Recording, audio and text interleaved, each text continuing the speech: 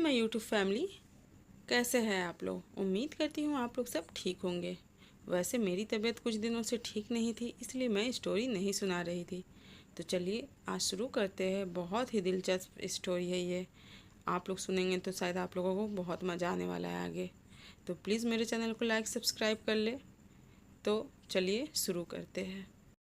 मुन्नी और साजिया दोनों सगी बहनें थीं। उन दोनों का घर स्टेशन के करीब ही था। वहाँ हमेशा कोई ना कोई ट्रेन आकर रुकती ही थी। रात को मुन्नी साजिया को लुक्का छुपी खेलने का बहुत शौक था। वहीं सामने में ही एक झुग्गी बस्ती भी थी, जहाँ के 2-4 बच्चे उनके साथ हमेशा खेलने आया करते थे।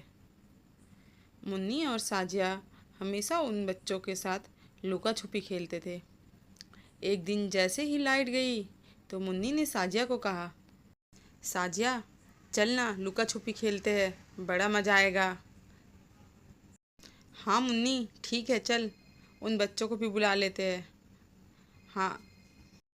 दोनों बहनें आपस में बातें की और फिर खेलने के लिए उस झुग्गी बस्ती में जाती है और वहाँ के भी 2-4 बच्चे उनके साथ आ जाते हैं। आज उन लोगों का प्लान था कि वो स्टेशन में जो आकर ट्रेन रुकती है ना, उसी के अंदर छुपेंगे, क्योंकि बहुत मज़ा आने वाला था। साजिया और मुन्नी इस शहर में नए थे, इसलिए उन्हें इस स्टेशन के बारे में ज़्यादा कुछ नहीं पता था। बस इतना पता था कि उसके दादाजी बैठकर उन्हें कहानी सुनाया करते थे कि अमावस्या के रात इस ट्रेन स्टेशन में कोई भी नहीं जाता और तुम लोग भी कभी भूल कर भी मत जाना। लेकिन मुन्नी और साजिया इस बात से अनजान थे कि उसके दादाजी उन्हें ये कहानी क्यों सुनाते थे। मुन्नी ने सभी बच्चों से कहा, सुनो सुनो आज हम लोग कुछ अलग खेल खेलेंगे। तो फिर बच्चों ने कहा, अलग खेल का क्या मतलब है। फिर साजिया ने हंसते हुए कहा, अरे मुन्नी के कहने का मतलब है कि आज हम वो पुरानी ट्रेन में छुपेंगे जो पता नहीं कब से खड़ी है। हो सकता है ये हमारे लुका छुपी खेलने के ही काम आ जाए। वैसे यात्रियों को अपनी जगह पहुंचाने के काम तो आने से रही। फिर सभी साजिया की बातों पर हंसने लगे। फिर उनमें से एक बच्चा 20 तक काउंट करने के लिए जाता है और फिर सभी बच्चे उस ट्रेन में छुप जाते हैं। मुन्नी और साजिया भी ट्रेन में जल्दी जल्दी चढ़कर छुपने के लिए जगह ढूंढते हैं और उन्हें सामने एक दरवाज़ा नज़र आता है। मुन्नी और साजिया इस बात से अनजान थे कि ये ट्रेन अपने आप में एक पहेली है। मुन्नी थोड़ी चंचल स्वभाव की थी, तो उसने साजिया से कहा, साजिया इसके तो इस साइड का भी दरवाज़ा खुला हुआ है, चल ना इधर चलते हैं और इसके बाहर निकल जाते हैं। रोहन तो हमें ट्रेन में ही ढूंढेगा और हम पकड़े भी नहीं जाएंगे, उसे क्या पता कि हम बाहर छुपे हुए हैं। साजिया ने भी उसकी बातों पर हाँ कहा और कहा, ठीक है चलो। तो साजिया और मुन्नी को देखकर 2 और लड़कियां जो उनकी बहुत अच्छी दोस्त थी, वो भी उनके पीछे पीछे आ गई और वो चारों उस दरवाजे से बाहर जैसे ही आए वो बहुत हैरान रह गए, क्योंकि बाहर आते ही ऐसा लग रहा था कि मानो वो किसी और दुनिया में आ गए हैं। उन्हें यकीन नहीं हो रहा था, लेकिन फिर भी साजिया ने कहा कि अच्छा ठीक है चलो छुपने की कोई जगह खोजते हैं। तब मुन्नी ने कहा, अरे जगह खोजने की क्या ज़रूरत है, हम तो छुप ही चुके हैं। रोहन हमें ट्रेन के अंदर ढूंढेगा, बाहर थोड़ी ना ढूंढेगा। तो उनके साथ जो उनकी 2 सहेलियां थी वो भी हंसने लगती है। इधर साजिया को कुछ अजीब लग रहा था। वो कह रही थी, मुन्नी चलना मुझे डर लग रहा है। और फिर वैसे ही बहुत तेज़ बारिश होने लगती है। साजिया बहुत डर गई थी। मुन्नी को भी कुछ अजीब लग रहा था, क्योंकि ये जगह बहुत ही अजीब थी। चारों ओर काली काली स्याही जैसे अंधेरा थी और कोई भी अगल बगल नज़र नहीं आ रहा था। तब मुन्नी ने कहा, ठीक है साजिया चल हम लोग चलते हैं। वैसे भी लगता है बहुत देर हो गई है हमें छुपते छुपते और कोई आया भी नहीं ढूंढने।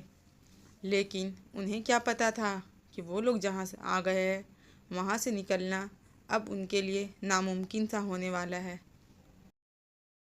मुन्नी और साजिया और उनकी 2 सहेलियाँ सभी मिलकर उस दरवाजे को ढूंढने लगते हैं, लेकिन उन्हें वो दरवाज़ा कहीं भी नहीं मिलता।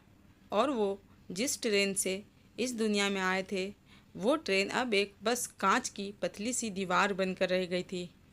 मुन्नी और साजिया बहुत ज़्यादा परेशान हो जाते हैं। इधर वो लड़कियां खूब ज़ोर ज़ोर से रोने लगती है। तब साजिया उनसे रोते हुए कहती है, तुम लोग क्यों रो रही हो? हम लोग यहाँ से बाहर ज़रूर निकलेंगे। लेकिन उन साजिया को भी पता था कि वो यहाँ फंस चुके हैं। तब अचानक उनके सामने एक और ट्रेन आकर रुकती है। तब मुन्नी कहती है, साजिया, हो सकता है ये ट्रेन हमें हमारे घर तक छोड़ दे। साजिया मुन्नी से कहती है, मुन्नी, मुझे डर लग रहा है, क्योंकि ये ट्रेन में जितने भी लोग बैठे हैं कोई हिल तक नहीं रहा। कहीं हम लोग फंस तो नहीं जाएंगे? तब मुन्नी ने कहा, साजिया, मुझे लगता है आज अमावस्या की रात थी और दादाजी ने हमें इस स्टेशन पर आने से मना किया था, लेकिन हमने दादाजी की बात नहीं मानी। अब हमारे पास कोई रास्ता नहीं है, हमें इसी ट्रेन पर बैठना होगा।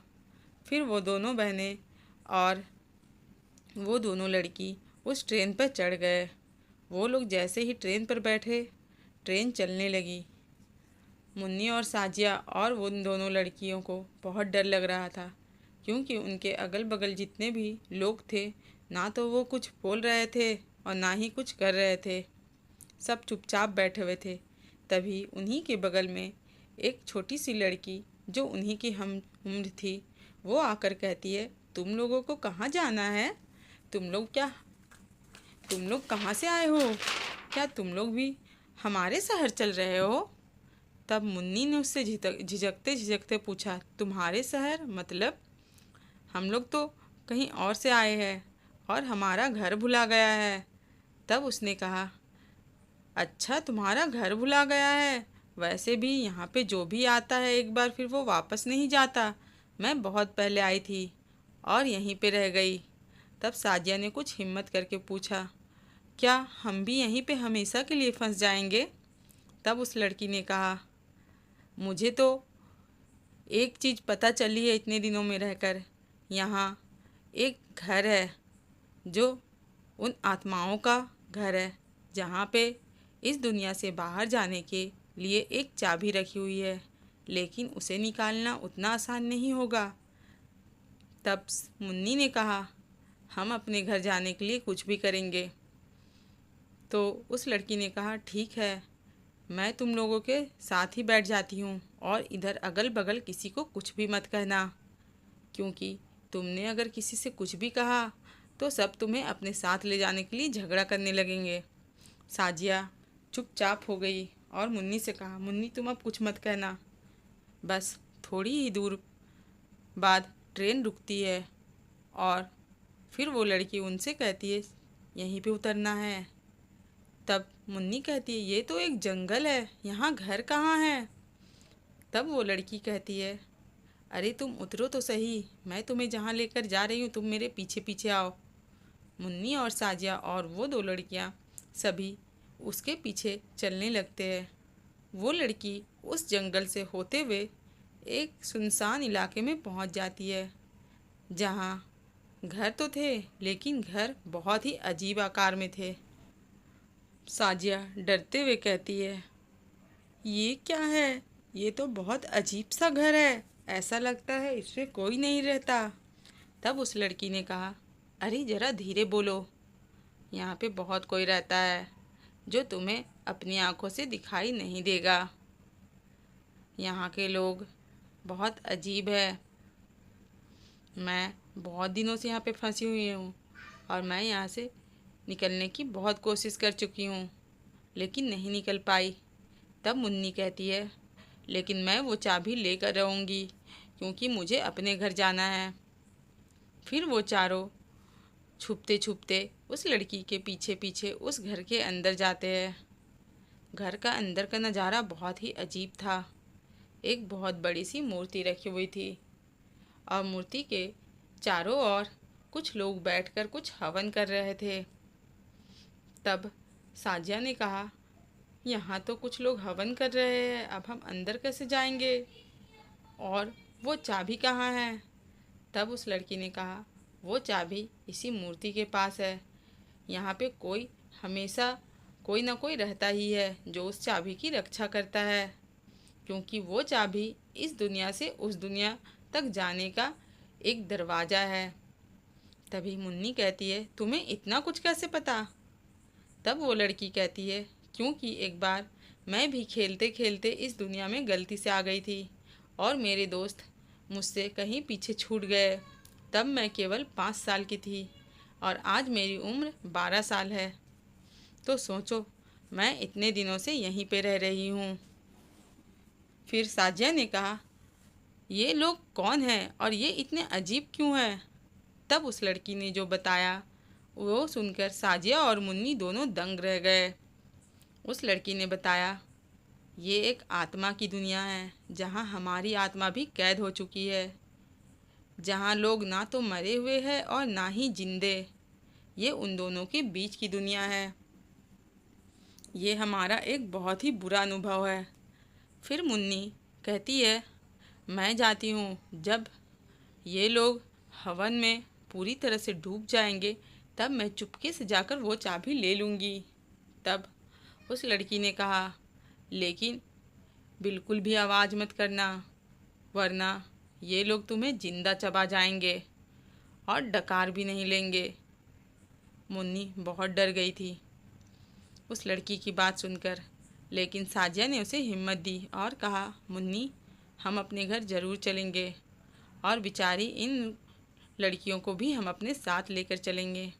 फिर मुन्नी ने हिम्मत करी और जैसे ही वहाँ हवन शुरू हुआ, मुन्नी चुपके चुपके वहाँ तक पहुँच ही जाती है और मूर्ति के नीचे जैसे ही हाथ डालती है तो उसके हाथ में जोर का करंट लगता है। लेकिन जैसे ही वो हाथ अपने पीछे करती है तो उसके हाथ में वो सुनहरे रंग की चाबी थी। मुन्नी झट से पीछे आ जाती है और उससे कहती है, लो, यही है ना वो चाबी?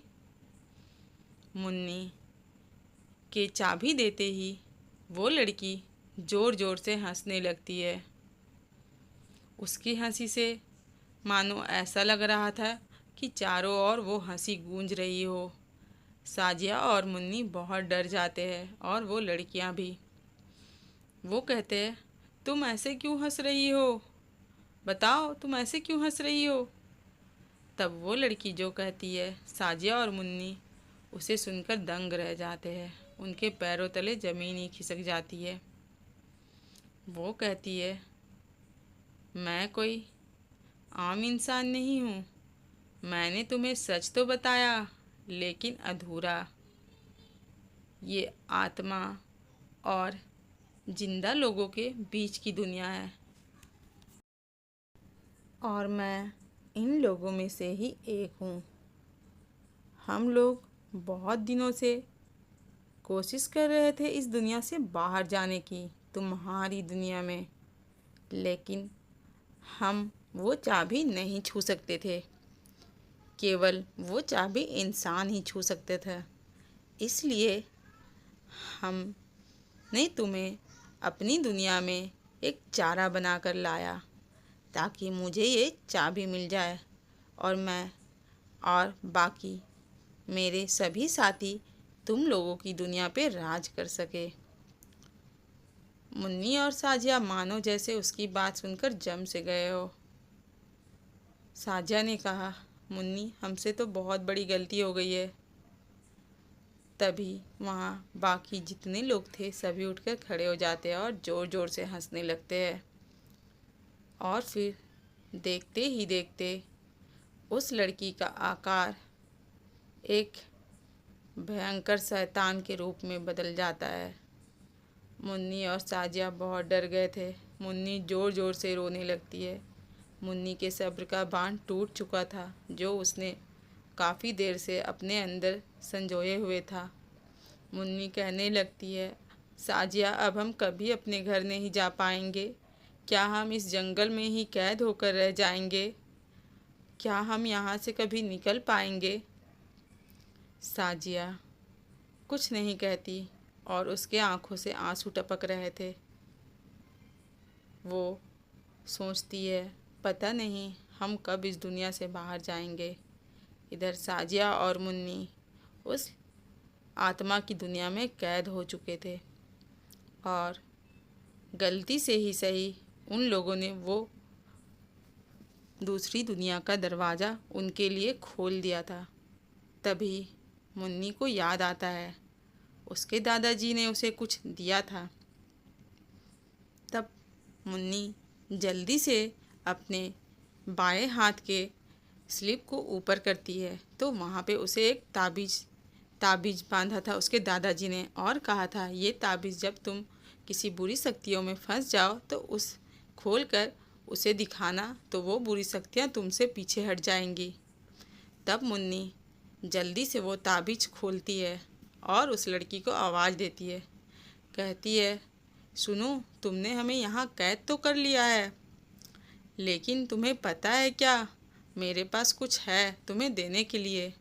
वो लड़की कहती है, मैंने तो तुम्हें एक ही चाबी चुराने को कहा था, क्या वहाँ पे और भी कुछ था?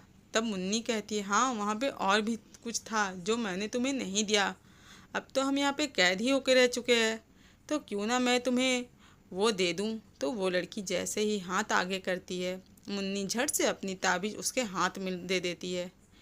ताबीज़ उसके हाथ में देते ही वो लड़की जलने लगती है और उसके जलते ही वहाँ पे वही ट्रेन का दरवाज़ा मुन्नी और साजिया को नज़र आ जाता है। वो सभी दौड़ते हुए उस दरवाजे से ट्रेन के अंदर जाते हैं और जैसे ही वो अंदर जाते हैं वैसे ही वो अपनी दुनिया में वापस पहुंच जाते हैं। और फिर मुन्नी और साजिया और वो चारों लड़कियां अपने घर वापस जाते हैं। तब वो लोग देखती है कि उनका आकार पहले से भी बड़ा हो चुका है, मानो वो कितने सालों से कहीं फंसे हुए थे। तब दादाजी उन्हें देखकर पहचानते ही नहीं। वो कहती, मैं मुन्नी और मैं साजिया। तब दादाजी कहते हैं, तुम लोग पिछले 5 सालों से कहाँ थे?